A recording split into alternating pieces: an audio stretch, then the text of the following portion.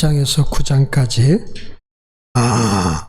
그리스도에 대한 이야기로 지혜와 음료에 대해서 이야기를 하고 있고, 이제 10장에서 31장까지 3분의 2에 해당되는 내용이 지혜를 얻은 자의 삶과 지혜를 얻지 못한 자의 삶을 대조적으로 보여줍니다. 그런데 대조적으로 보여주는 내용들이 상당히 많이 중복되어 있기 때문에 한 장마다 제목을 정하는 것들이 쉽지 않다라는 이야기를 했습니다.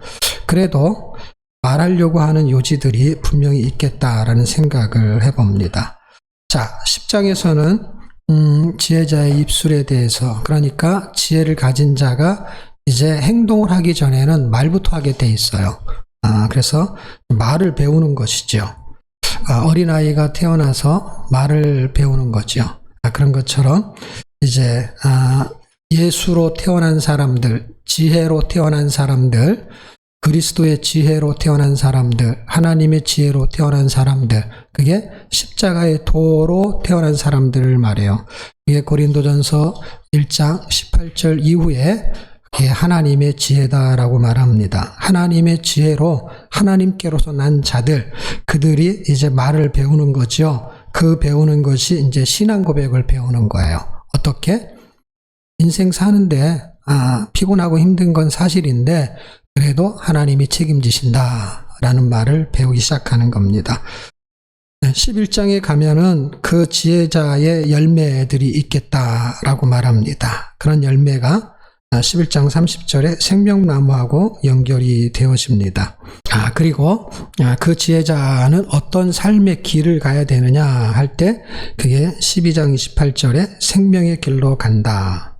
그래서 거의 끄트머리에 있는 이야기로 결론을 맺게 돼요.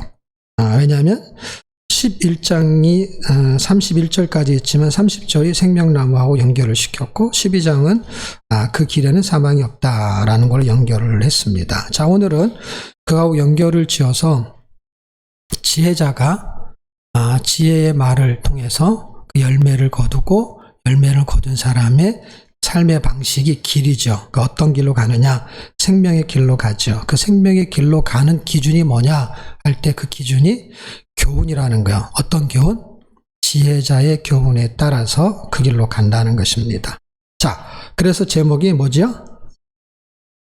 지혜자의 교훈. 이게 지난주보다는 몇 절 적기는 하지만 내용이 12장도 만만치 않은데 13장도 서론, 본론, 결론을 만들기가 아주 쉽지 않은, 지난주보다 시간이 더 많이 걸렸다는 토요일 아침부터 주일날 아침 새벽까지 결국은 토요일날 밤새도록 하다가 서론, 본론, 결론을 확정짓지 못해서 그냥 확 자버렸어요. 그래가지고 빨리 일어나서 해야지. 근데 2시 몇 분에 일어났어. 너무 빨리 일어났다 그래서 도로 또 잤어요. 도로 또 자고 이제 새벽에 일어나가지고 9시 전에 새벽에 일어나면은 전에 했던 생각하고 다른 생각이 생기는 게 참 희한하죠. 그러니까 어떤 거를 별도리 생각해가지고 깊이 있게 생각하면 무슨 문제가 해결될 줄 알았는데 신기하게도 그 이상을 벗어나지 못해요. 근데 하루가 바뀌고 그걸 다 잊어버리고 다시 보니까 참 신기하게도, 왜냐면 또 설교를 해야 되니까 생각이 나는 거예요. 너무 신기한 거야. 생각할 시간이 별로 없잖아요. 아침에는 준비하고 와야 되잖아. 근데 그 몇 시간에 사실 물론 준비를 다 해놓은 상태에서 이 구조를 잡는 것이죠. 연결 고리를 잡아야 되는 건데 그게 감사하게도 잘 잡혔어요. 그래서 1절에서 3절까지가 서론적인 이야기로 이것을 끌고 가요. 그래서 아주 중요한 것은 1절의 이야기가 굉장히 중요한 것 같아요. 그리고 그 앞에 있는 몇 절이 이걸 전체를 끌고 가는 결론을 말하고 전개를 시키는 것 같아요. 물론 잠언의 편집자가 그걸 의도로 만든 건지 안 만든 건지는 알 수는 없어요. 그냥 제가 그렇게 설명을 하는 거예요. 그리고 다른 사람은 또 그렇게 설명할 수 있는 거고. 그런데 일단 설명을 하는 거에는 크게 두 종류가 있는데, 하나는 자기가 아는 걸 설명하는 거죠. 왜냐하면 25절이나 되는 거의 내용을 1시간 안에 제목을 정해서 말한다라는 것이 쉽지 않은 게 잠언이에요. 시편보다 더 어려워. 시편은 한 편이 그래도 한 편 전체가 줄거리가 있는 거예요. 그 다음 편하고 연결이 되냐 안 되냐 할 때는 연결이 안 될 수도 있지만 그냥 한 편은. 근데 이거는 한 절, 25개가 다 다른 얘기를 하고 있는 거예요. 하나의 주제로 연결을 시킨다는 게 13장을 딱 하면서 무슨 생각이 들었냐면 잠언을 안 했으면 좋겠다 하는 생각이 확 들더라고. 머리가 너무 아프고 그냥 제목 설계 이렇게 그냥 하나 하면은 그냥 하겠는데 그럼 한 20분만 해도 딱 되는데 이거는 주저리 설명을 하니까 1시간을 해도 제대로 설명이 잘 안 돼. 명쾌하지가 않는 그런.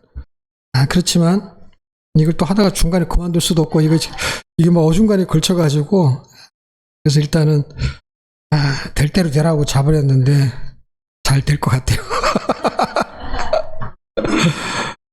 그래서 훈계, 지혜로운 아들은 훈계를 들으나, 이게 계속 반복적인 이야기예요. 그래서 훈계를 들으나, 제가 제목을 정한 거의 근거 구절은 어디에 있냐면 14절에 있어요. 지혜 있는 자의 교훈은, 그러니까 지혜자의 교훈, 이 오늘의 제목이잖아요. 거기에서는 생명의 샘이 있다는 거예요. 근데 이걸 가지고 이제 풀어내는 거예요. 그러니까 핵심 성경 구절은 만약에 13장을 가지고 한 절에 로 설명을 해라 그러면 제가 이제 14절을 설명하는 것이죠. 그러면서 13장을 그냥 제 나름대로 설명을 전개시켜 나가는 거예요.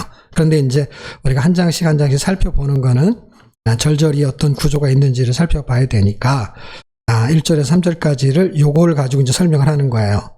지혜자의 교훈은 생명의 샘이다 할 때 생명의 샘이다라는 거는 은유적인 표현이기도 하지만은 이런 것이죠. 샘이라는 거는 계속 뭔가 이렇게 솟아 올라오는 거잖아요. 수원지 같은 곳이잖아요.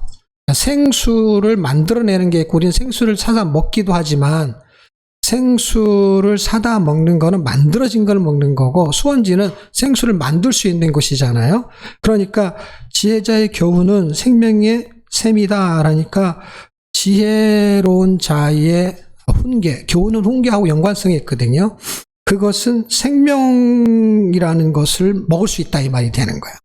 그리고 여기는 생명나무가 12절에 전개되는 것을 통해서 이제 설명을 해야 되는데 이렇게 기억을 하시고 1, 2, 3장으로 1, 2, 3절로 쫙 가보세요. 그럼 뭐를 설명하고 있냐면 제가 3절까지 딱 끄는 이유가 뭐냐면 3절 안에 이것을 설명을 끊어놨기 때문이야. 자, 1, 2절을 가지고 3절에서 결론을 내요. 근데 이 결론이 아까 제가 주제를 잡은 거, 제목을 잡은 거하고 연관성이 있어. 입을 지키는 자는 할 때 입이라는 건 아까 제가 설명했잖아요. 10장서부터 전개될 때. 근데 2절에 가게 되면 입의 열매는, 그런데 이제 우리가 10장에서도 설명했잖아요.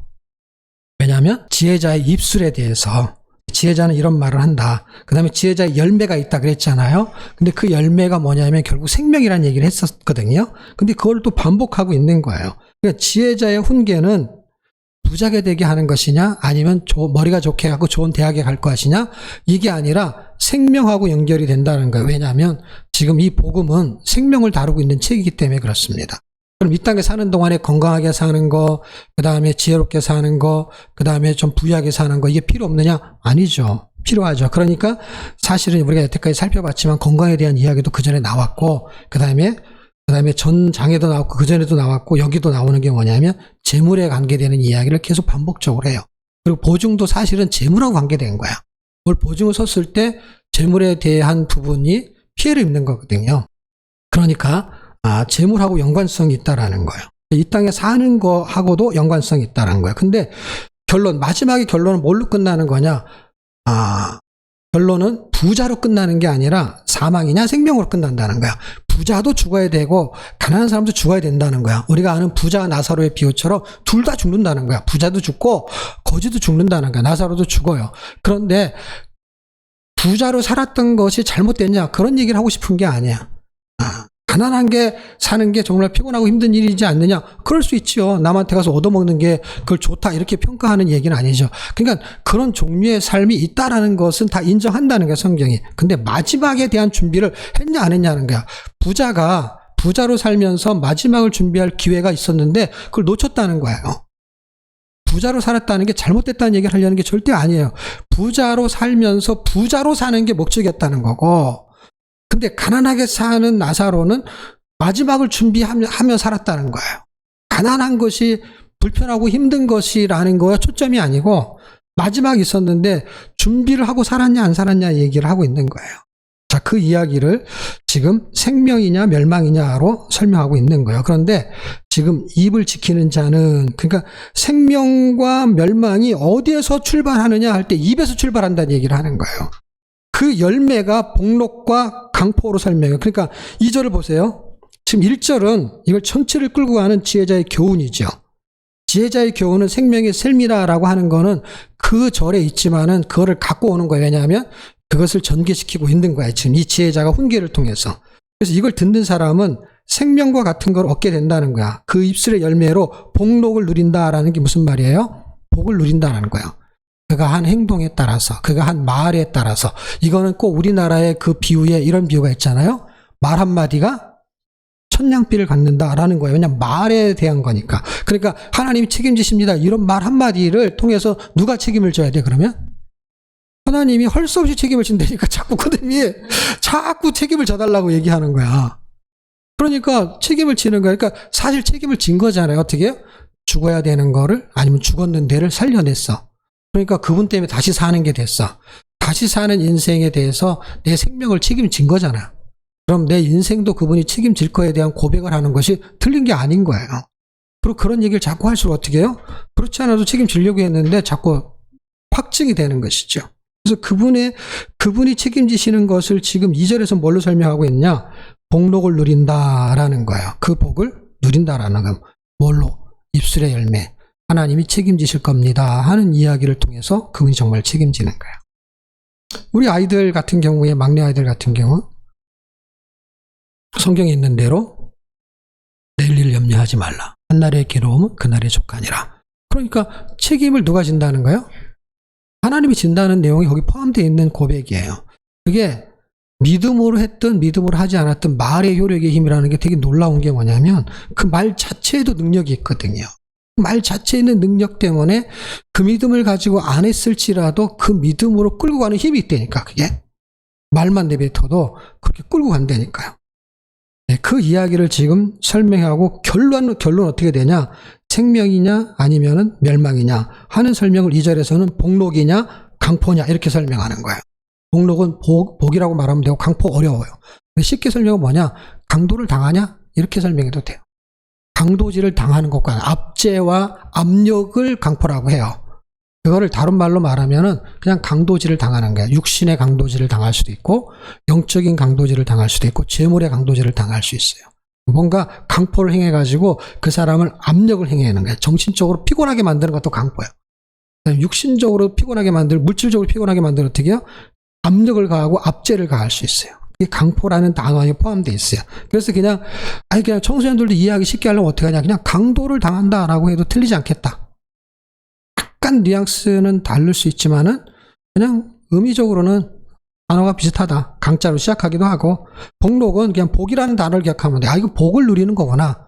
강포는 복의 반대. 내가 갖고 있는 걸 빼앗기는 거야. 열심히 일했는데 빼앗기는 거야. 결론은 그렇게 나는 거를 3절에서 결론은 뭐냐? 하나는 생명을 보존하는 것으로, 또 하나는 그 보존을 못해서 멸망하는 것으로. 그러니까 1, 2, 3절로 사실은 설명이 다 되어 있는 거예요. 어떤 설명이요?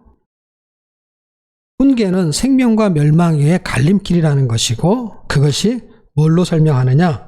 생명력의 결과를 나타내는 거예요. 그러니까 하나님의 말씀대로 산다라는 것이 잘 안 돼요. 그렇지만 하나님의 말씀을 자꾸 고백해요. 그럼 뭐가 생기냐면 생명력이 생겨요. 생명력. 말씀에는 그런 생명력이 있어요. 생명력. 이제 본론으로 들어가면 4절부터 이야기입니다. 4절부터의 이야기는 11절까지 본론이에요. 그리고 결론은 더 간단해. 일단은 비교를 하는 거니까. 그래서 4절부터 11절까지 이야기는 뭐냐면 의인의 삶과 악인의 삶을 대조해요. 그래서 게으른 자가 나오고 부지런한 자가 나와요. 여러분, 악인은 늘 게으르고 그렇지 않아요. 여러분, 강도질 해도요, 부지런한 놈이 강도질 잘하겠죠. 그리고 강도질 잘하는 사람이 있어요. 그러니까 나쁜 놈도 머리가 좋은 사람이 있고 부지런한 사람이 있다는 거예요. 그러니까 그런데 게으른 자와 부지런한 자, 그 다음에 의인, 그 다음에 악인을 뭘로 구분하느냐 할 때 우리는 이미 설명을 했어요. 9절을 보실래요? 의인의 빛은 환하게 빛나고 악인의 등불은 꺼지느니라 이렇게 돼 있어요. 그러니까 빛, 등불 같은 말이에요. 그런데 사실 구약 성경에 보면 등불이라는 단어를 많이 써요. 그러니까 빛, 등불 같은 뜻이에요. 그러니까 예를 들어 다윗 같은 거 말할 때 너의 등불은 꺼지지 않고 뭐 이런 얘기를 해요. 그러니까 빛이에요. 이게 빛이 꺼진다는 건 어두워진다는 의미를 포함하고 있는 거고요. 빛이 꺼지지 않는다는 것은 빛을 발한다는 의미를 갖고 있어요. 그랬을 때 악인의 빛이 도대체 뭘까요? 빛과 어두움은 대조가 되는 거예요. 그런데 대조가 되는데 이 등불이라는 건 빛이라는 건 뭐냐면 여기서 말하는 건 지금 재물에 대한 거 이상하게 악인이 득세라는 거 잘 사는 거예요. 그걸 등불로 설명한 거예요. 뭔가 있어 보이는 거예요. 빛이 비춰져 가지고. 빛된 생활을 했다는 게 아니라 악인의 삶을 사는데 그의 집이 늘 불이 켜져 있어요. 밝은 거예요. 뭐가? 재물에 밝고 번세에 밝고 그런 의미의 빛이에요.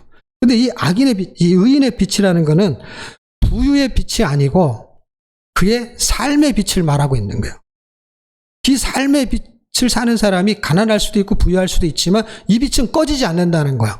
그런데 악인의 등불은 저것들은 왜 이렇게 잘 살지? 하는데 그 등불은 반드시 꺼진다는 거예요. 그러니까 의인의 삶과 악인의 삶의 초점은 9절로 제가 잡고 있는데요. 이제 본론에 가게 되면 아까 14절로 갖고 있는 거예요. 그 14절을 가지고 1, 2, 3절을 설명하는 거고 그 다음에 4절에서 11절까지의 이야기는 두 종류의 사람, 생명과 사망이 어떻게 사느냐 할 때 의인의 삶과 악인의 삶이 있어요. 근데 그걸 빛과 등불로 설명하는데 빛은 안 꺼지지만 등불은 꺼진다라는 거예요. 반드시 소멸된다는 거. 이거는 가라지에 비유하고도 연관성이 있습니다. 알곡과 가라지가 있어요. 그런데 알곡은 나중에 추수해서 곡간에 들이고 가라지는 뽑아버린다는 거예요. 가라지가 훨씬 더 잘 자라거든요. 이런 비유들하고 연관성이 있습니다. 자, 그럼 의인의 삶이 빛나는 것은 왜 의인의 삶이 빛나냐? 그거는 하나님과 연결되어 있는 삶을 살기 때문에 그래요. 의인의 빛이라는 것은요, 그 빛은 바로 예수님을 말하는 의미를 부여할 수가 있다면 그 빛된 삶을 사는 것은요, 하나님과 연결되지 않으면 절대로 그렇게 살 수가 없습니다. 4절에서 6절까지 이야기를 쭉 읽어보면 게으른 자, 그 다음에 부지런한 자, 그 다음에 의인, 거짓말. 그런데 5절과 6절에 보게 되면 행위가 흉악하고 행실이 정직하고 결국 뭐예요?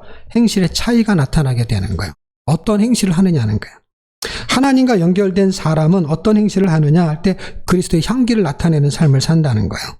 그 행실이 흉악한 자가 있고 행실이 정직한 자가 있어요. 그러니까 그 행실이 흉악한 걸 통해 갖고 등불이 비칠 수가 있는 거고 행실이 정직함을 통해 가지고 빛이 빛나는 거예요. 이 빛은 빛된 삶을 말하는 거고 여기는 불행한 삶을 말하는 거예요.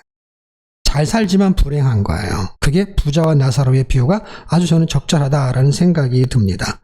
자, 행실의 차이는 뭐예요? 그리스도의 향기를 낼 거냐 아니면 악취를 낼 거냐 이 차이예요. 이 이야기는 고린도후서 2장에 있는 이야기예요. 그래서 썩은 냄새, 죽은 냄새를 내는 사람과 그리스도의 향기를 내는 사람의 두 종류의 이야기가 바로 고린도후서 2장의 이야기입니다. 그리고 그리스도의 향기, 우리는 그리스도의 향기를 내는 사람, 그것이 행실이 정직한 자, 그는 보호를 받는다라는 이야기를 하고 있는 것입니다. 자, 이런 사람은 어떤 사람입니까? 할 때 이제 7절과 8절을 보시게 되면 스스로 부한 채 하는데 아무것도 없어. 근데 스스로 가난한 채 하여도 재물이 많은 자가 있어. 사람의 재물은 그래서 재물에 대한 이야기를 해요. 그런데요, 하나님과 연결된 사람과 하나님과 연결되지 않고 세상과 연결된 사람은 어떤 차이를 갖느냐? 본질을 붙잡은 사람과 껍데기를 붙잡은 사람으로 구분할 수가 있어요. 그것은 위로 다시 올라가면은 생명을 붙잡은 사람과 사망을 붙잡은 사람의 차이예요. 사망을 붙잡았지만 부자로 살 수 있다라는 거예요. 생명을 붙잡았지만 가난하게 살 수 있다는 거예요. 그래서 부유에 대한 이야기를 지금 설명하고 있는 것입니다. 그래서 4절에서도 풍족함에 대한 이야기를 설명하고 7절, 8절에서도 지금 재물의 부여에 대한 설명을 해요. 그런데 결국 8절로 가게 되면 생명에 대한 부분으로 연결이 된다는 것입니다. 그러니까 무엇을 붙잡았을 것이냐 할 때 붙잡아야 될 것인데, 훈계를 좋아하는 사람들은 하나님과 연결이 되고, 하나님과 연결이 되는 사람은 본질을 붙잡은 게 본질을 붙잡았기 때문에 잘 사는 건 아니라는 걸 기억해야 된다는 거. 근데 본질을 붙잡는 게 굉장히 중요합니다. 왜냐하면 그것은 삶이 어떻게 구분되는지를 설명하기 때문이에요. 9절과 11절에 보게 되면은요, 악인은 빛이 나고 빛이 환하게 빛나지만, 의인의 빛은 환하게 빛나지만 악인의 등불은 꺼진다라고 하면서 삶이 환하게 드러날 거냐 아니면 소멸될 거냐 하는 의인과 악인의 삶의 결론치를 설명해 주고 있습니다. 11절에 보면은 망령 때에 얻은 재물은 추락하고 손으로 모은 것은 늘어난다. 재산이 있으면 굉장히 유익합니다. 왜 갑자기 아플 때요, 보험에 들어놓은 게 유익한 것처럼 갑자기 아플 때 돈이 있으면 사용이 돼요. 위급할 때 사실 필요합니다. 그건 뭐예요? 돌발적인 상황이 발생할 때요. 보편적으로 안 아프면 돈이 들어갈 리가 없죠. 부도가 안 나면 먹고 사는데 지금까지 살았으니까 그냥 살죠. 큰 아파트를 사거나 이런 돈은 없어도 그냥 살죠. 갑자기 어려움이 처하지는 않죠. 그냥 먹고 살죠. 근데 돌발적인 상황이 앞으로는 더 많이 생기는 거죠. 갑자기 막 전쟁이 일어나고, 갑자기 기업이 무너지고, 갑자기 인플레 현상이 나타나고 해서 늘 열심히 일했는데도 그걸로 먹고 살기가 힘든 거예요. 전에는 옛날에 우리 부모님 세대는 그냥 우리처럼 살았는데 집을 샀는데, 지금 부모님 세대처럼 살면 집을 살 수가 없는 돌발적인 상황이 계속해서 발생하는 거예요. 옛날에는 군대만 갔다 오면 다 거의 다 90% 결혼했고요. 그냥 고등학교만 졸업해도 다 직장을 다녔어요. 대학을 졸업하면 당연히 직장 취업이 어렵지 않았고요. 지금은 대학을 나와도 직장 취업이 안 돼요. 그리고 일단 채무가 생겨, 대학을 나오면. 옛날에는 그럼 채무가 없었냐? 채무가 있었지만은 그때는 다 아버지들이 소를 팔았으니까 다 해결이 됐어. 근데 지금 소를 안 팔아. 소를 안 키우니까. 농사도 잘 안 지어. 이제 새로운 추세의 전략이 생긴 거지. 그러니까 거기 합당하게 살 수 있는 대책이 하나도 없는 거야. 그냥 태어나면은 이상하게 빚을 져야 되고, 이상하게 힘들게 살아야 돼. 그냥 태어나면서부터 아버지가 부자가 아닌 이상에는 이상하게 그냥 가난하게 살아야 되는데, 출세도 안 되고 뭐 공부도 잘 안 되고 다 안 되는 거야. 그런데 그럴 때 그래도 힘이 되는 게 뭐냐? 그게 물질인 거예요.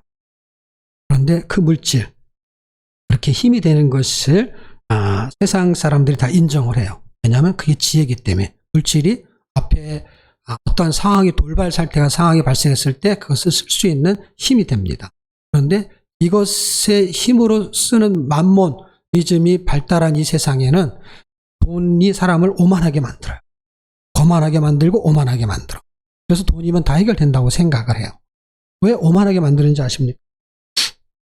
한국의 최고의 지폐가 5만 원짜리이기 때문에 오만하게 만들어. 현금을 갖고 오면 다 5만 원을 갖고 와. 5만 원짜리를. 최고의 가치 높은 단위가 5만 원이잖아요. 결국 그렇지만 어떻게 되느냐? 악인의 등불은 꺼진다는 것이고, 이것이 하나님 만든 세상의 질서예요. 의인의 삶은 빛이 난다는 것은요, 하나님과 연결되어져 있기 때문에 그렇다. 하나님과 연결되어져 있는 사람과 그렇지 않은 사람을 이제 12절서부터 이제 23절까지 구분을 하게 됩니다. 그래서 여기서부터는 줄줄이 설명할 필요는 없어요. 그런데 이런 것이죠. 생명을 붙잡은 사람, 그 생명을 붙잡는 사람이 의인의 삶과 악인의 삶을 구분진다고 했잖아요. 의인의 삶과 악인의 삶을 구분되는 그 사람들에게는 소망이 있어. 인생을 사는 동안에 소망이 있어. 그래서 12절부터는요, 소망이라는 단어가 나와요. 그리고 19절에는 소원이 성취하며, 그러니까 소원이라는 거를 12절부터 출발시키면서 19절에서 그 소원이 성취하며 소원이라는 것을 계속해서 설명해. 근데 그 소원에 대한 부분이 하나님과 연결된 사람의 소원과 하나님과 연결되지 않는 사람의 소원이 있다는 거예요. 그러니까 그 소원은 뭐하고 연결되느냐? 22절에 보게 되면 죄인의 재물은 의인을 위하여 쌓이느니라 할 때, 죄인, 여기서 갑자기 왜 죄인이 나오냔 말이에요. 선인과, 보통 선인 그러면 악인 이렇게 나와야죠. 선한 사람 그러면 어떻게 해요? 지혜로운 자 그러면 미련한 자 이렇게 나오는 거잖아요. 의인 그러면 악인 이렇게 나오는 거잖아요. 선인 그러면 어떻게 돼요? 악인이 나와야 되는데 죄인이 나온다는 거예요. 그러니까 뭐예요? 미련한 자, 그 다음에 악인, 그 사람들은 뭐하고 연결되어 있다는 거예요? 죄인하고 연결되어 있다는 거예요. 선인은 성경에서 선한 선생이 할 때 선인은 하나님을 그리스도를 지칭하는 거예요. 선한 선생은 선한 분은 한 분밖에 없다. 그분은 하나님이다. 이렇게 말하는 거예요. 그러니까 선이라는 기준은 하나님인 거예요. 그 선인, 그 하나님께 속한 사람은 그 산업을 자자손손에게 끼쳐도, 그러니까 우리가 그전에도 살펴본 거 있잖아요. 의인의 자손은 걸쓱함을 보지 못하였다 하는 이야기를 계속 끌고 가고 있는 거예요. 먹고 사는 부분에도 하나님이 책임진다는 얘기를 계속해서 해주고 있다는 것입니다. 인생의 소원은 의인의 삶, 그 본질을 붙잡고 있는 사람은 생명나무와 연결되어져 있는 생명의 삶을 말하고, 그렇지 않은 사람은 세상과 연결되어진 껍데기를 붙잡은 사람들은 불행한 삶을 설명하고 있어요. 그래서 생명의 삶이냐 불행한 삶이냐라는 것으로 이제 구분이 되게 됩니다. 그래서 어떻게 구분이 되느냐 할 때 12절에서 13절 보면은요, 12절 그 다음에 소망이 나오고 그 다음에 13절. 그러니까 소망이 있는 사람은 말씀하고 연결된다는 거예요. 그 13절. 그러니까 하나님과 연결된 사람은 하나님의 말씀과 연결이 돼요. 그래서 12절과 13절 굉장히 중요하죠. 말씀이라는 것은 히브리어로 다바르라고 해요. 다바르. 그래서 다바르라고 하는 건 뭐예요? 히브리서 4장 12절에 보게 되면은 하나님의 말씀은 살았고 운동력이 있고 해서 다바르를 제가 한국말로 해석을 하면은요, 다 바르게 살아라. 그래서 다바르야. 다 바르게 살아야 되는 거야. 예수를 믿건 안 믿건 어떻게 살아야 된다고요? 다 바르게 살아야 돼. 그래서 말씀이 다바르야. 다 바르게 살게 하는 그런 힘이 있다라는 뜻이 다바르의 뜻이에요. 그러니까 에너지가 넘친다라는 뜻이 다바르다. 그러니까 생명력이 있다라는 거야. 생명나무, 생명의 샘. 이건 무슨 말이냐면 생명나무의 열매, 생명의 샘은 물. 그러니까 물과 음식을 말하는 거예요. 이 두 가지가요. 그래서 제가 이제 결론은 성찬식으로 끝낼 건데 이게 무슨 물을 먹고 무슨 음식을 먹느냐 이거예요. 그런데 거기에 생명이 있다는 거예요. 그러니까 생명력이 있다 이 말로 이해하셔도 돼요. 생기가 넘친다 이런 말로 이해하셔도 돼요. 이렇게 살만한 거야. 네, 이 말씀이. 근데 보세요. 이 말씀이 없는 사람은요, 뭐가 생기를 갖게 하냐면은요, 돈이 생기를 갖게 해요. 돈이 있으면은요, 생명력이 나타나. 그러니까 돈을 생명력으로 생각하는 사람과 말씀을 생명력으로 생각하는 사람의 차이를 지금 설명하고 있는 건데, 그 차이를 가지고 물질을 또 설명하는 거예요. 22절. 그러니까 하나님의 말씀에 생명력을 누리는 사람한테는 물질이 자자손손에게 영향을 끼친다는 거예요. 그런데 물질의 생명력을 갖는 사람은 그 물질의 생명력이 없기 때문에 눈에 보이는 생명력이 있죠. 왜냐하면 그것이 생명을 살려내기도 하고, 뭔가 돈이 없어서 밥을 사 먹어야 되는데 돈이 없는 사람은 밥을 못 사면 죽을 수 있잖아요. 근데 밥을 사 먹으니까 생명력이 있는 거잖아요. 근데 그 생명력이 어디까지 가느냐 할 때 그 생명력이 생명으로 가는 생명력이 아니라 사망으로 가는 생명력이다라는 걸 말하는 거예요. 죽기 위해서 사는 생명력이고, 이 지금 하나님의 말씀에 생명을 두는 생명력은 살기 위해서 사는 생명력이에요. 그리고 반대로 말하면 살기 위해서 죽는 생명력이고, 지금 재물의 생명력을 두는 사람은 죽기 위해서 사는 생명력을 말하는 거, 완전 뒤바뀌어 버린 것이죠. 이게 실상과 허상의 차이가 되는 거예요. 여기서 아주 적나라하게 설명을 하고 있습니다. 재물로 설명해요. 이것을 정확하게 설명하는 물질에 대한 이야기가 누가복음 16장에 있는 부자와 나사로의 비유가 아주 정확한 13장의 비유가 된다고 생각이 듭니다. 자, 그리고 말씀을 멸시하는 자는 패명을 이루고 계명을 두려워하는 자는, 이게 사실은 1절에 있는 훈계하고 연결이 되는 거예요. 그런데 그 훈계를 받는 사람, 지혜자는 뭐하고 연결되어 있느냐? 결국 말씀하고 연결이 되어 있다. 그래서 그 사람은 생명력이 있다. 가난해도 생명력이 있다. 이 말을 하는 것이에요. 계명은 미츠바라는 이야기인데 히브리어 차바에서 파생된 거야. 책임을 지다라는 거야. 그러니까 계명은 책임을 있는 삶을 산다라는 거야. 그러니까 책임 있는 삶을 산다, 계명을 지킨다라는 것은 책임을 지는 거 어떤 거예요? 말씀에 대한 책임을 지는 거. 계명, 하나님이 나한테 이렇게 살아라라고 하는 그 말씀에 대해서 내가 책임감 있게 사는 거예요. 그렇게 살 수 있는 힘이 어디서 오느냐? 생명력이 있는 말씀에서 온다는 거예요. 말씀과 계명이 이렇게 붙어 있는 것이죠. 자, 그럼 인생의 소원은 뭘로 구분이 되느냐? 생명의 삶과 불행한 사람의 삶으로 구분이 돼요. 그래서 14절서부터요 23절 갈 때까지는 계속 둘로 나누는 거예요. 지혜자의 교훈은 생명의 삶이라고 했잖아요. 그러니까 생명의 삶과 뭘로 나눠지냐? 사망의 그물로 나눠져. 이렇게 14절부터 25절 갈 때까지인데 제가 24절과 25절은 결론으로 설명하려고 해서 뺀 것이지 사실은 여기서부터 끝날 때까지 둘로 구분되는 거예요. 어떻게 해요? 생명의 샘을 먹고 사는 사람과 사망의 그물에 걸려 사는 사람들 할 때 그물이라는 거 올물을 말하는 것이고 우리가 여태까지 4장, 5장, 6장, 7장에서 공부를 이미 해왔지만 거기 이야기가 뭐냐면 음녀에 올무가 있단 말이야. 음녀가 말로 유혹하고 그 다음에 뭔가 걸려 넘어지게 한단 말이에요. 이게 올무라는 단어예요. 그게 그물하고 똑같은 말이에요. 사망의 그물에서 벗어나는 사람과 벗어나지 못하는 사람이 있는 거예요. 지혜는 그 사망에서 건진다, 음녀의 육에서 건진다, 이 그늘에서 벗어나게 한다 이 말이야. 그러니까 무슨 얘기예요? 사망의 그물이 계속 쳐져 있다는 거에서 보세요. 사망의 그늘에서 벗어난다는 건 뭐예요? 사망의 그물을 계속 던진다는 게 누군가가 계속. 우리가 물고기라면요, 사망의 그물을 던지는 악의 세력이 있는 거예요. 근데 우리가 물고기인데요, 사람을 낚는 어부인 예수님 오셔갖고요, 그분도 그물을 던진다는 거예요. 거기에 걸려드는 사람은 생명의 그물이 되겠죠. 그런데 그 생명의 그물을 뭘로 설명하느냐? 생명의 샘이다라고 설명하는 거예요. 그 그물에 걸린다라는 건 뭐예요? 그 말씀에 걸린다라는 뜻이에요. 어떤 말씀? 지혜자의 말씀, 지혜자의 교훈에 걸려드는 거예요. 내가 갑자기 말이야, 그 안에 비가 와가지고 교회 차로 태워다 주라고, 이렇게 왔다 갔다 하다가 하루는 끝날 때도 같이 데리고 가려고 교회 뒤에 이렇게 앉았다가 갑자기 이렇게 하다가 그 아내 때문에 내가 교회에 코가 꼈어요. 이렇게 말하는 사람이 있거든요. 그게 코가 꼈다라는 건 그물이 아니고 그건 낚시야, 낚시. 낚시는 코가 꼈다 그래. 제대로 걸린 것이죠. 말씀을 계속해서 투척을 했는데 그 말씀에 걸려든 거지. 그런 사람이 우리에게 한 명 있잖아요. 피아노 치러 왔다가 말씀에 그물에 걸려든 사람. 앉아가지고 이렇게 듣다가 피아노 치러 왔지 누가 무슨 설교 들어왔나? 설교 끝나야 또 이제 헌금송 치고 다 쳐야 되는데 그래서 기다린 거지. 기다리고 있다가 어떻게 된 거야? 생명에서 말씀의 그물에 그냥 걸린 것이죠. 주님이 그걸 던졌는데 자기도 모르게 걸린 거야. 그러면서 뭐가 벗겨지느냐? 사망의 그늘에서 그물에서 벗어나게.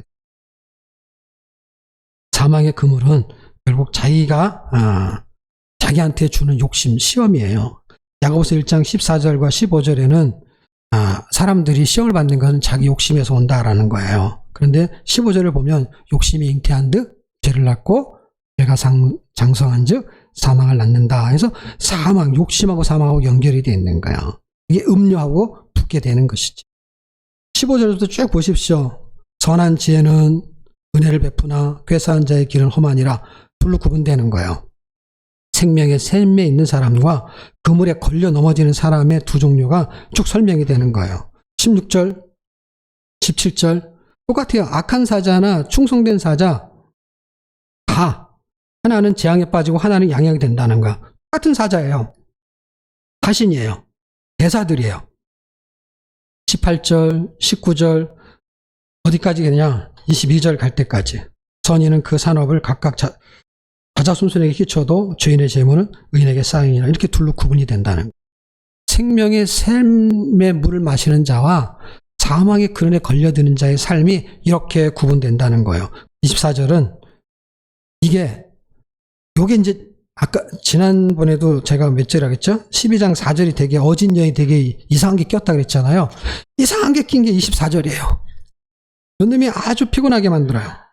그래갖고 이거를 일로 붙여야 되나 뒤로 빼야 되나 갑자기 쭉 나오다가 이게 이 초달이라는 거는 뭔가 이렇게 자녀에게 매를 치라는 거예요.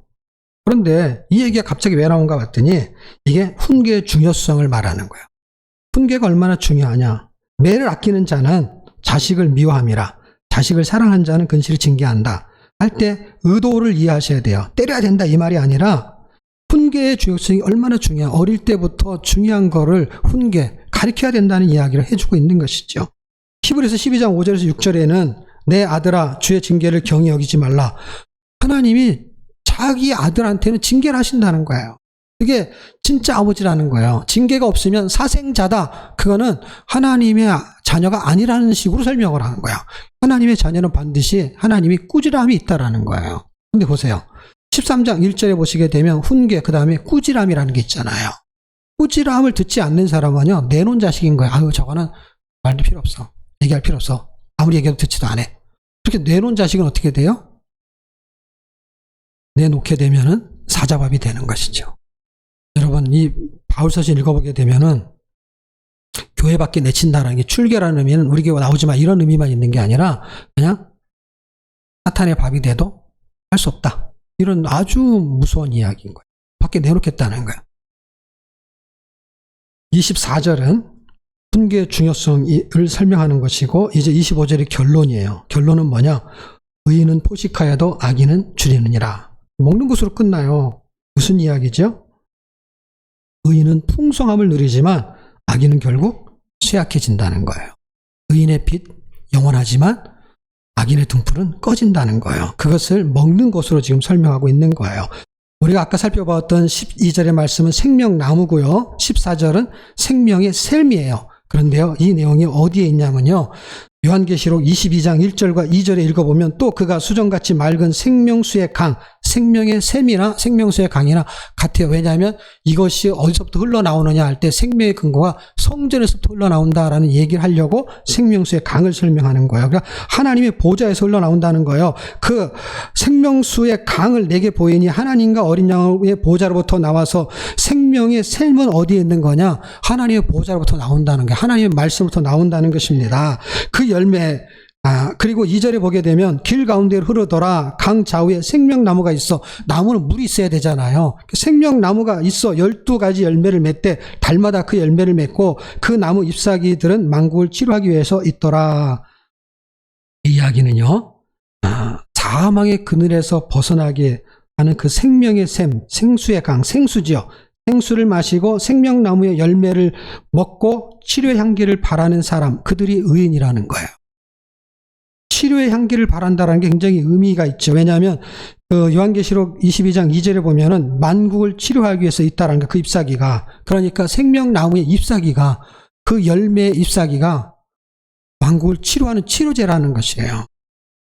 이 놀라운 것이죠. 그러니까 이 열매는 생명을 치료하는 힘이 있다라는 거야. 그러니까 이 말씀을 먹은 사람이 이 말씀의 열매를 내놓으면 생명이 살아날 수 있다라는 의미를 설명하고 있는 것입니다.